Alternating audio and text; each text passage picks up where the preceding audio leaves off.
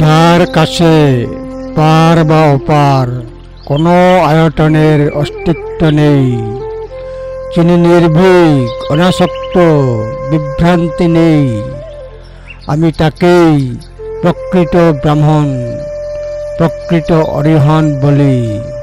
ধম্মপদ 385। তার জন্য আর কোনো তীরে নেই,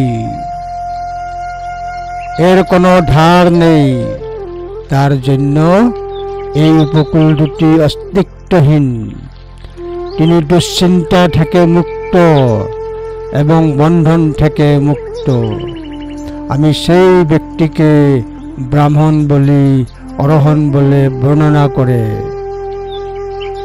যার কাছে বা দূরের কেউ নেই, যার কাছে বা দূরের কেউ নেই, ভয় মুক্ত, অশৃঙ্খল মুক্ত, তাকে আমি সত্যিকারের ব্রাহ্মণ, সত্যিকারের অরিহন্ত বলি।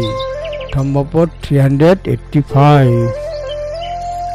চচ্চ পারং অপারং বা পারাপারং ন বিজ্জতি, পিতদ্দরং বিসংযুক্তং তমহং ব্রহ্মি ব্রাহ্মণং।